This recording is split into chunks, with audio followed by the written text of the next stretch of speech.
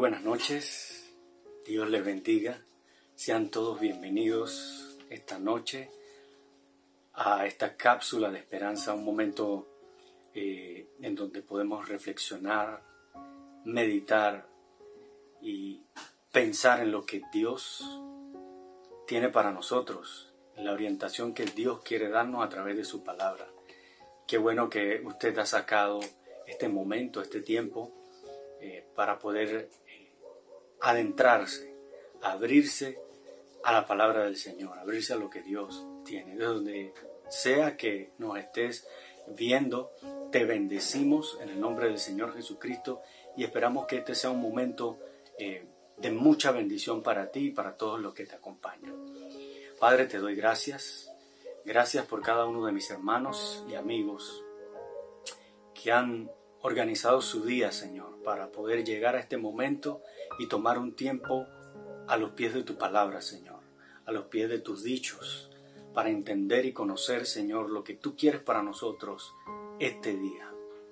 Te pido, Señor, que tu Espíritu Santo opere, Señor, en nuestros corazones, en nuestras mentes, en nuestras ideas y pensamientos, y nos ayude, Señor, a poder seguir la instrucción que tú quieres darnos esta noche. En el nombre de Jesús. Amén y amén.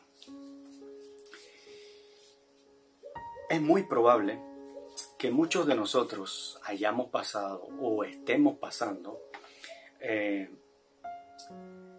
por un momento en el que nos sentimos quebrados, rotos, para decirlo de una forma sencilla. Y no me estoy refiriendo precisamente a estar roto o quebrado en una manera financiera. Me refiero al ser interior, me refiero a la forma en que nos sentimos, la forma en que estamos viviendo nuestras emociones y nuestro ser interno. Y el sentirse roto o quebrado es producido precisamente por situaciones tales como, voy a mencionar algunos ejemplos: problemas financieros, divorcio, enfermedad, diagnóstico terminal o algún reporte médico negativo o adverso. No es la respuesta que esperabas. O también puede ser la pérdida de algún familiar muy querido. Puede ser alguna decepción que has sufrido, algún problema laboral. Entre muchas cosas que pueden ocurrirle al ser humano debajo del sol. A esto yo le llamo estar quebrado o estar roto internamente. Y lo cierto es que la actitud común de nosotros, todos los seres humanos, cuando algo se rompió o cuando algo ya no sirve y no encontramos la forma de repararlo, es tomarlo, no para repararlo, sino para tirarlo al cesto de basura, porque sentimos que ya para nosotros no tiene reparo y lo que hará es ocupar solamente espacio y ya no vamos a poder tenerlo en las condiciones que la teníamos antes. Esta condición de sentirse así, de sentirse roto, golpeado, quebrado, abatido, nos ataca a todos, nos golpea a todos sin distinción, desde el más chico hasta el más anciano o el más adulto. Pero les tengo buenas noticias. Dios es especialista en rehacer. Dios es especialista en reparar. Dios es especialista en hacer nuevo lo que tal vez nosotros pensamos que no tenía esperanza ni reparo alguno. Dios es especialista en hacer las cosas nuevas para gloria y honra de su nombre. Mi tema esta noche es entre trompetas y cántaros. En la historia que nosotros vamos a abordar esta noche, que usted verá juntamente conmigo, vamos a encontrar precisamente un momento en el pueblo de Israel en que se encontraban rotos, quebrados por dentro. Estaban comiendo menosprecio, se sentían abatidos, derrotados. La historia que nos ocupa nos lleva al momento en que los madianitas subían en gran multitud hacia donde estaba el pueblo de Israel. Y dice el texto bíblico, por allá en el capítulo 6 del libro de Jueces, el versículo 3 al 6, dice que estos, cuando venían a invadir al pueblo de Israel, empobrecían al pueblo. Pero, y aquí cabe un pero muy bueno, los hijos de Israel clamaron a Jehová. Y Dios les oyó. Y sabe, de en medio del pueblo Dios se levantó a un hombre para traer libertad y liberación a su pueblo de los madianitas que los oprimían. Quiero que vaya conmigo ahora a ver el pasaje que hemos tomado como base para ello. Libro de Jueces, capítulo 7, y vamos al versículo 16. Y repartiendo los 300 hombres en 3 escuadrones, dio a todos ellos trompetas en sus manos y cántaros vacíos con teas ardiendo dentro de los cántaros. Y le dijo: miradme a mí y haced todo como hago yo. He aquí que cuando yo llegue al extremo del campamento, haréis vosotros como hago yo. Y tocaré la trompeta, y todos los que estarán conmigo, y vosotros tocaréis entonces las trompetas alrededor de todo el campamento, y diréis: por Jehová y por Gedeón. Llegaron pues Gedeón y los 100 hombres que llevaba consigo al extremo del campamento al principio de la guardia de la medianoche, cuando acababan de renovar los centinelas, y tocaron las trompetas y quebraron los cántaros que llevaban en sus manos. Y los 3 escuadrones tocaron las trompetas y quebraron los cántaros, tomaron en la mano izquierda las teas y en la derecha las trompetas con que tocaban, y gritaron: por la espada de Jehová y de Gedeón.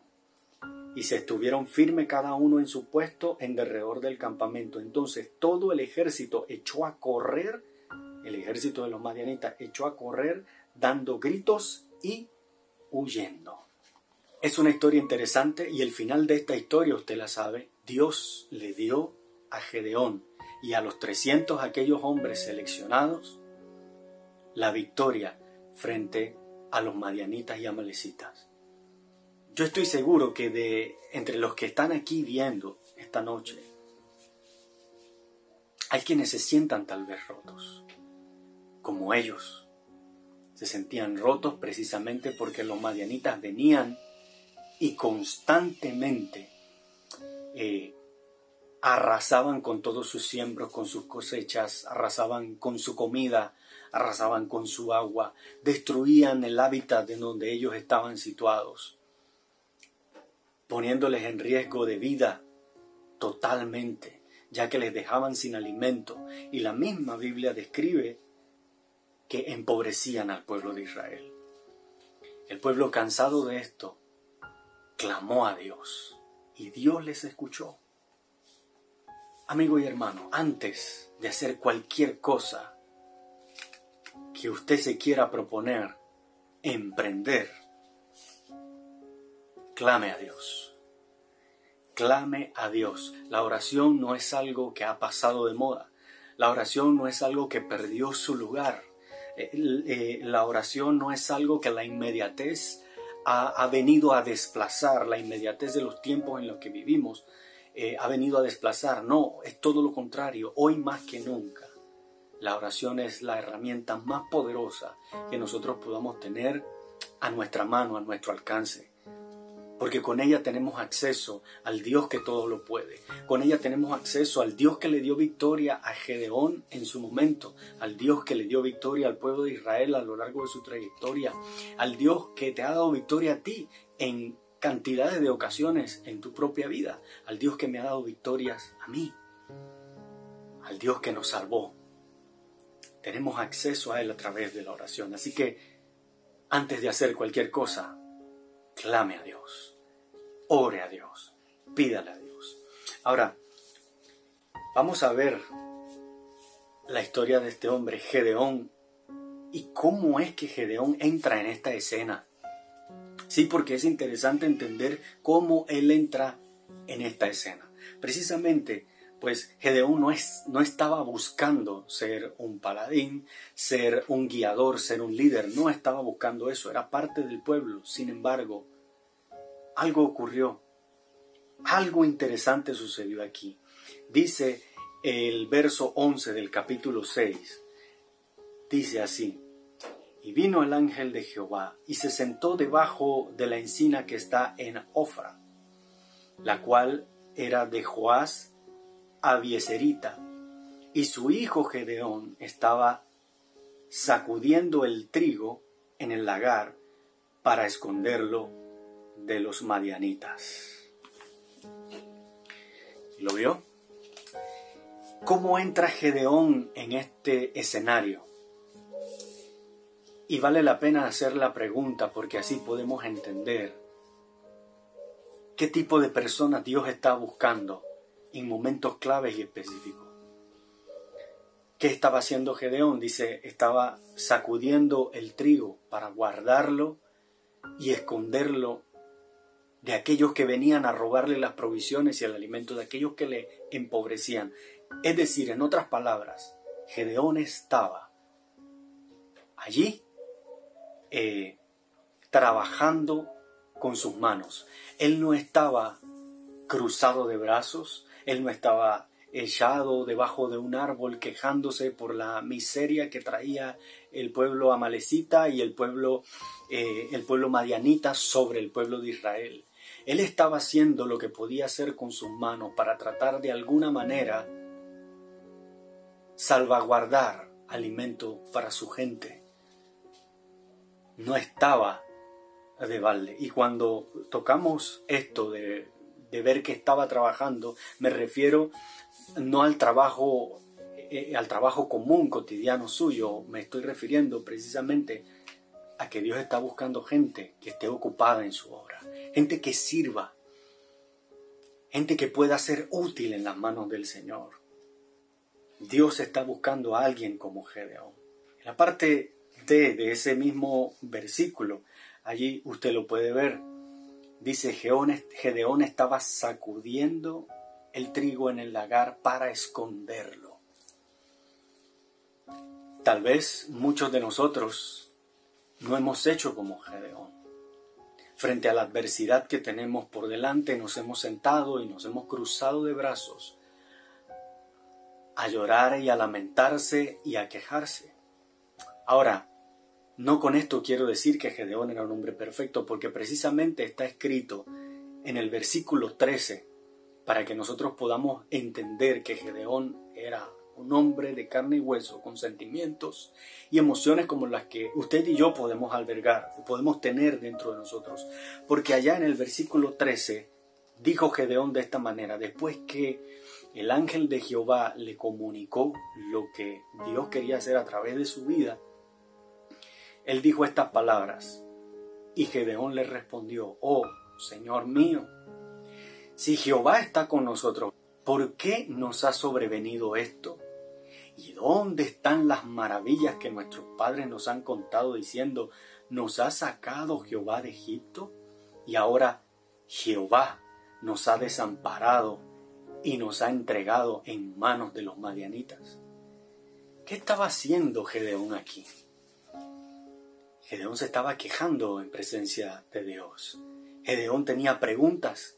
Si nosotros somos el pueblo de Dios y Dios ha prometido tanto para nosotros, ¿por qué nos ocurre esto?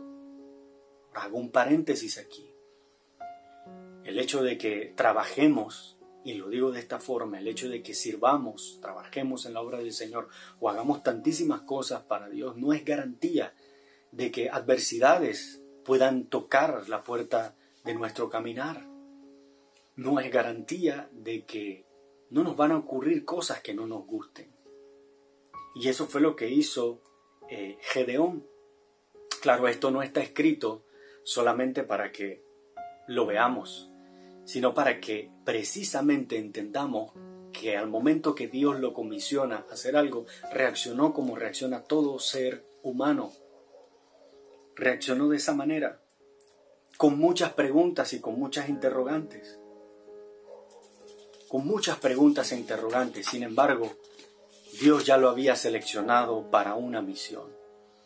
No estoy sugiriendo que ignores el momento difícil. No estoy diciéndote que no puedas sentirte abatido, que no puedas sentir dolor o tristeza, no puedas sentir en un momento desesperanza o que no puedas sentir tristeza por algo que ha sucedido. Ni estoy tratando de decirte que lidies con ligereza con el dolor o la adversidad que han venido o con la pérdida de un familiar valioso. Lo que estoy tratando de decir es que esta historia me enseña que a pesar de la tristeza, el quebrantamiento, el dolor, la fatiga, el cansancio y todo lo que arrastraban los madianitas sobre el pueblo de Israel, Gedeón estaba tratando de seguir adelante. Gedeón estaba tratando de marchar. Gedeón estaba tratando de salvaguardar algo para los suyos. No estaba de brazos cruzados, es decir, no había dejado de trabajar. Y la actitud común suya y mía frente a adversidades como esta es precisamente poco a poco echarnos a un lado y quedarnos parados en el camino y dejar de caminar. Es decir, dejar de servir, dejar de hacer o dejar de ser útil para Dios. Quisiera leerles lo que dice en Mateo, capítulo 24, versículo 45 y 46. Dijo Jesucristo: ¿quién es pues el siervo fiel y prudente al cual puso su Señor sobre su casa para que le dé el alimento a tiempo? Hizo esta pregunta. Dice el versículo 46, bienaventurado aquel siervo al cual, cuando su Señor venga, le halle haciendo así. El Señor nos encuentre trabajando, es decir, nos encuentre sirviéndole, y no tristes a un lado del camino, o abatidos, o desesperanzados, o sin querer hacer para Él porque nos encontramos en una adversidad.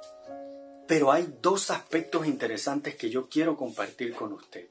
El primero está en el versículo 16, ya lo vimos hace un rato.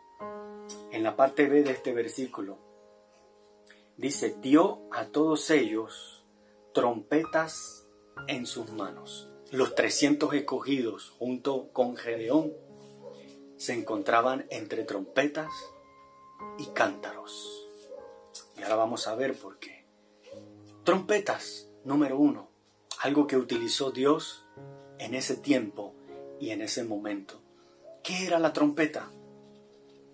Y este es un aspecto importantísimo aquí y que debemos tomarlo usted y yo con la misma o mayor importancia que le dieron estos 300 hombres junto con Gedeón a este momento de adversidad en su vida.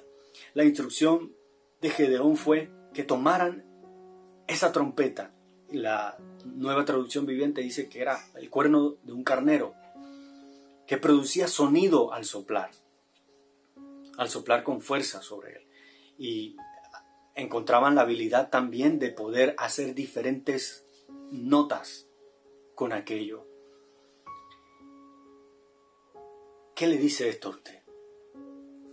No es un cuerno de carnero común, es un instrumento musical. Es decir, presente en este tiempo y en ese momento previo a la batalla estaba un instrumento musical y una frase que debían mencionar, que la dijeron en su momento en el versículo 20: por la espada de Jehová y de Gedeón. La música ha tenido un papel importante en los ejércitos, en los grupos de batalla, en los grupos que se reúnen para guerrear contra otro ejército. La música históricamente ha tenido un valor importantísimo. De hecho, se dice que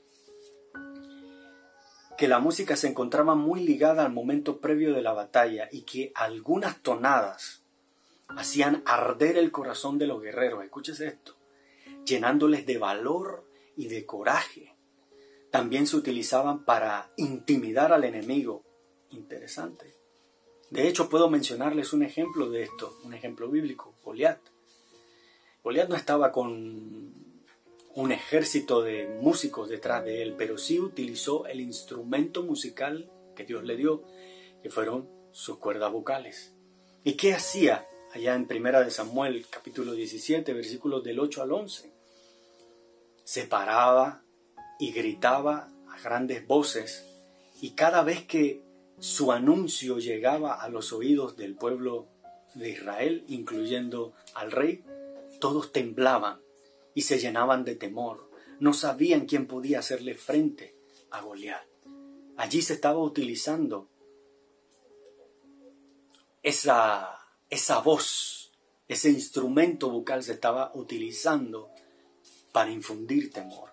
Pero también se utilizaba la música en tiempos de guerra para comunicar mensajes claves a las tropas. Entonces, ¿qué quiero decirle, amigo y hermano? La música, específicamente la música que alaba a Dios, tiene un papel importante en medio de la adversidad que estamos viviendo, en medio del problema que estamos atravesando. La alabanza a Dios tiene una importancia vital. Y si tus labios se cierran y dejan de alabar al Señor, pierdes, porque cuando adoramos al Señor y cuando alabamos al Señor, Dios envía a sus ángeles, la mano poderosa de Dios se mueve a favor de sus hijos. Y los enemigos que se levanten contra ti tienen que huir porque Dios envía su provisión hacia ti para librarte. Y ellos utilizaron este recurso. Fíjese lo que dice Salmo 109, versículo 30. Yo alabaré a Jehová en gran manera con mi boca, y en medio de muchos le alabaré. Salmo 9, versículo 1 dice, te alabaré, oh Jehová, con todo mi corazón. Cantaré todas tus maravillas. Salmo 69, versículo 30 dice, alabaré yo el nombre de Dios con cántico, lo exaltaré con alabanza. Cada uno de estos versos y esta historia me muestran que esos 300 con esa trompeta en su mano, con ese cuerno de carnero en su mano, sin importar si lo sabían ejecutar, sin importar si sabían gritar o no, sin importar si podían soplar ese cuerno de carnero para sacarle sonido, le fue entregado en la mano ese instrumento para que lo usaran en el momento justo. Y usted y yo tenemos la alabanza a Dios como una arma, punta de lanza a nuestro favor, para hacer frente en medio de esa situación que estás viviendo, en medio de ese problema que estás atravesando. Dios desea que seas como Gedeón, que no digas ahora no alabo, que no digas ahora no alabo al Señor, sino que seas como Gedeón y puedas trabajar a pesar de la adversidad y puedas alabar a Dios y utilizar el instrumento vocal que Dios te ha dado para que sigas alabando a Dios en medio de tu adversidad. Dios está buscando gente que a pesar de puedan seguir siendo instrumentos y que su voz no se calle, que su boca no se canse de abrirse para engrandecer a Dios, para alabar a Dios, para glorificar su nombre.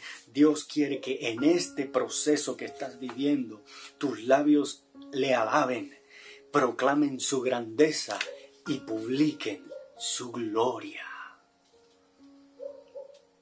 Y eso hicieron ellos. Si ves la primera parte de la frase, ellos dicen, por la espada de Jehová. Es decir, están dando gloria, están reconociendo la mano poderosa de Dios en medio de su adversidad. Tú y yo tenemos esa oportunidad hoy. Segundo, cántaros. ¿Por qué cántaros? ¿Se ha preguntado usted por qué darles cántaros a 300 hombres vacíos, porque eso es lo que dice el verso. Eso es lo que dice el verso 16. Dice, y repartieron los 300 hombres en 3 escuadrones y dio a todos ellos trompetas en su mano, y dice, y cántaros vacíos. Mire, cuando uno lee la palabra, se los voy a poner de esta forma. Allí hubiese podido estar escrito,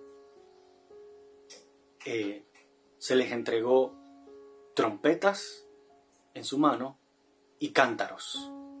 Sin embargo, allí está escrito cántaros vacíos. Es decir, cuando la Biblia reafirma algo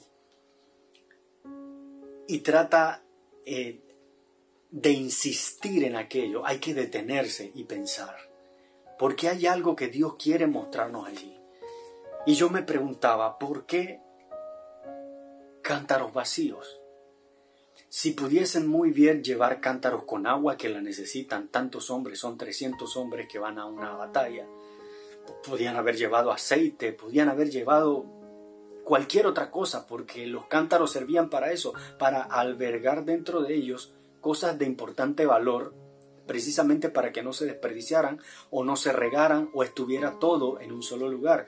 En un cántaro se podía tener trigo, se podía tener harina, en un cántaro se podían tener alimentos secos, en un cántaro se podía tener aceite, se podía tener agua y se podía transportar a diferentes lugares. Ese era el uso que se le daba a los cántaros, pero a ellos les fue entregado un cántaro vacío. Vacío. ¿Por qué un cántaro vacío? ¿Por qué no un cántaro con aceite? Y la respuesta es esta, y ojalá y me siga porque quiero explicarme bien en este sentido. Un cántaro sin nada adentro es un cántaro, entre comillas, sin valor alguno. Porque lo que puede añadir valor a ese cántaro es el contenido del cántaro. En aquel tiempo el aceite era algo muy preciado, el aceite, sumamente preciado, porque le daban diferentes usos, muchísimos usos. Entonces el aceite se guardaba en tinajas o en cántaros.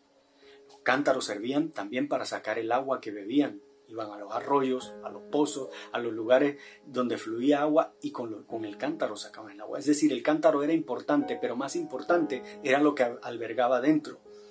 De este cántaro que hablan aquí, pareciese que no tuviera ningún valor porque es un cántaro vacío. Pero espiritualmente hablando, un cántaro vacío es un cántaro que no tiene ya un uso definido. Y espero explicarme y que el Espíritu Santo lleve esto a la situación que usted está viviendo.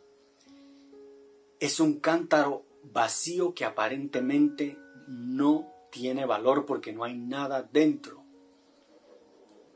Pero espiritualmente hablando, es un cántaro que Dios puede utilizar de la forma que Él quiera. Dicho de una manera más sencilla, usted y yo somos ese cántaro. Ya les dije que somos como trompetas. Somos ahora también como cántaros, pero no cántaros que están llenos, sino cántaros que están vacíos para ser utilizados por el Dios que sabe realmente cómo utilizarlo. Entonces, estos cántaros no estaban vacíos solamente porque así. Un cántaro vacío es un cántaro al que yo le puedo dar uso. Si a mí me regalan un cántaro, yo puedo decidir qué voy a poner dentro y para qué lo voy a usar. Pero si el cántaro ya tuviese aceite dentro, yo no puedo usarlo. Si el cántaro ya tuviese alimento, yo no puedo utilizarlo porque ya tiene un uso. Por eso estaba vacío. Y a veces nos preguntamos ¿por qué a veces no soy útil para alguna que otra cosa? Porque somos cántaros llenos, pero ¿sabe qué? Somos cántaros llenos no de comida, ni de aceite, ni de alimento. Somos cántaros llenos de orgullo. Somos cántaros llenos de envidia. Somos cántaros llenos de rencores. Somos cántaros llenos de, qué sé yo, llenos de mentira, llenos de engaño, inclusive lleno de tristeza, lleno de amargura, lleno de enojo. Y Dios necesita cántaros vacíos a los que Él les pueda dar el uso que Él quiera darles. Entonces parece algo loco lo que hizo Gedeón, sin embargo, dirigido por Dios. Esto nos dice a nosotros que usted y yo, en la adversidad en la que estamos, necesitamos ser cántaros vacíos. No cántaros que lleguemos a la presencia del Señor y no haya nada que llenar, sino cántaros vacíos, deseosos que Dios nos llene. Ahora mire, el versículo 16 no termina allí. El versículo 16 dice, cántaros vacíos, pero sí tenía algo. Dice, con teas ardiendo dentro de los cántaros. Ahora encuentra más significado, ¿verdad? Vacío, pero para que dentro haya una tea. ¿Y que sabe que es una tea? Es una antorcha encendida, y dice ardiendo dentro de aquel cántaro. Y sabe al final del camino lo que ocurrió con el cántaro. El cántaro fue tirado al piso. Pero usted se imagina 300 cántaros romperse a la misma vez, el sonido que eso produjo, aunado al sonido del cuerno de carnero y el grito de júbilo de aquellos 300 diciendo, por la espada de Jehová y de Gedeón. Y a veces nos preguntamos, como Gedeón se preguntó, pero ¿por qué nos ocurre esto a nosotros? Y la respuesta la tenemos cerca en nuestras manos. Lo que Dios quiere que hagamos es que alabemos a Dios en medio de esta adversidad y que sirvamos como un cántaro vacío para que Dios pueda usarme como Él quiera. Esto me recuerda, esa tea encendida tiene una simbología para nosotros.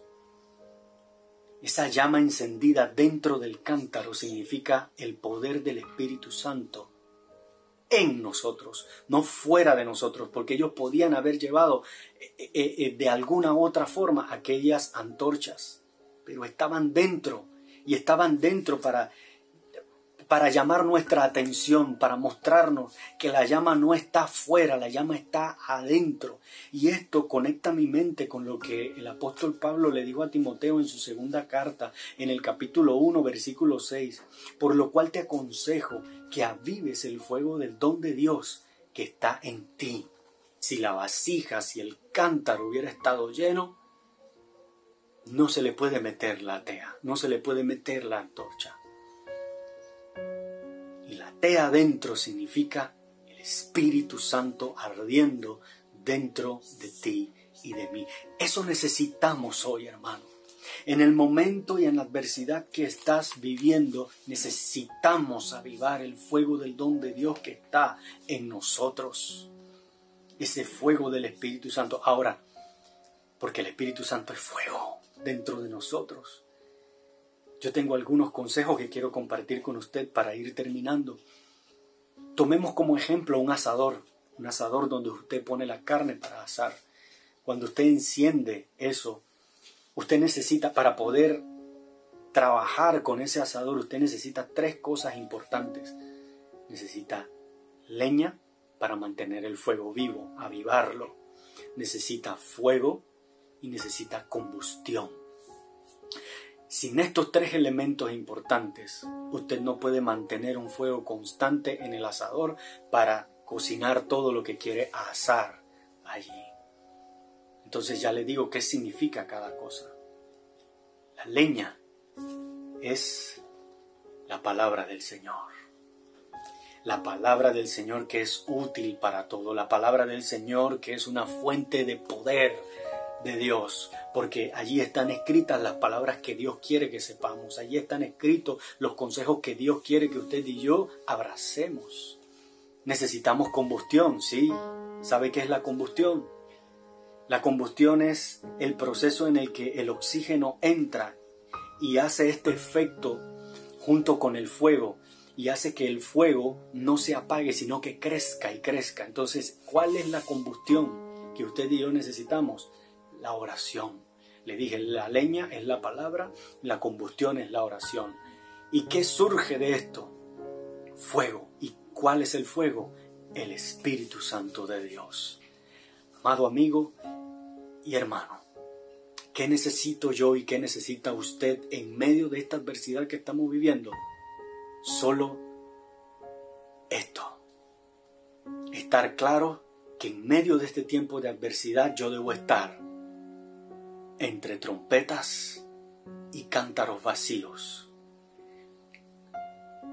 con la tea encendida dentro del cántaro, es decir, llena del Espíritu Santo de Dios. Porque mire, le digo, si nos desviamos a un lado o a otro y dejamos que el fuego de Dios se apague, pronto y tarde que temprano nos haremos a un lado del camino y nos detendremos.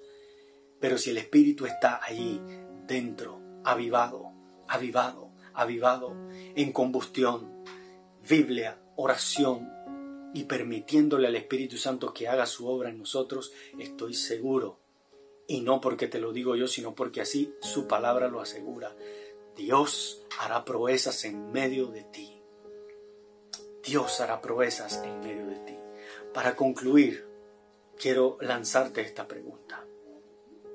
Está dividida en 3 partes. ¿Estamos nosotros trabajando a pesar de la adversidad?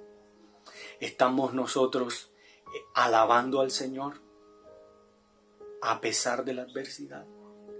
¿Estamos nosotros viniendo ante Dios como cántaros vacíos dispuestos para ser usados? Es decir, nos estamos prestando para Él a servicio, estamos a su disposición y estamos permitiendo que el Espíritu Santo arda dentro de nosotros. La victoria es suya y mía. Pero necesitamos aprender esto. Necesitamos poner en práctica estas cosas en medio del momento que estamos viviendo.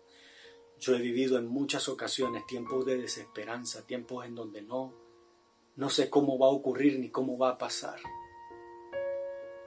Pero levanto mis manos y mi vida al cielo y me recito el Salmo donde dice: alzaré mis ojos a los montes, de donde vendrá mi socorro.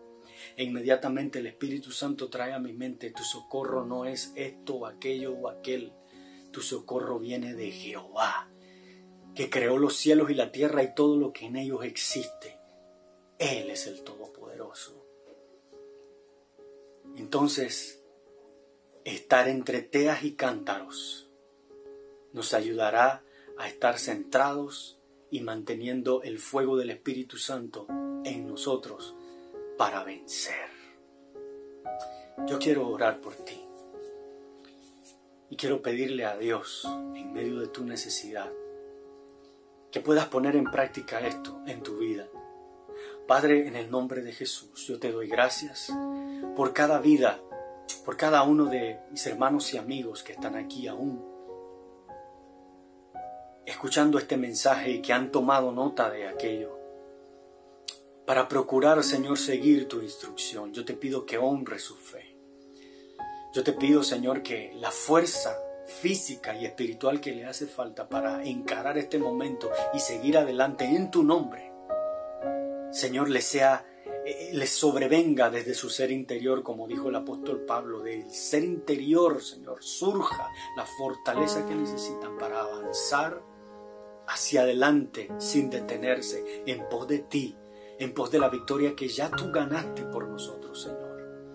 Bendice a tu pueblo, Señor, con fe tan pequeña como un grano de mostaza, para en este momento, Señor, creer que lo que es un mundo de imposibilidades es posible para ti, Señor.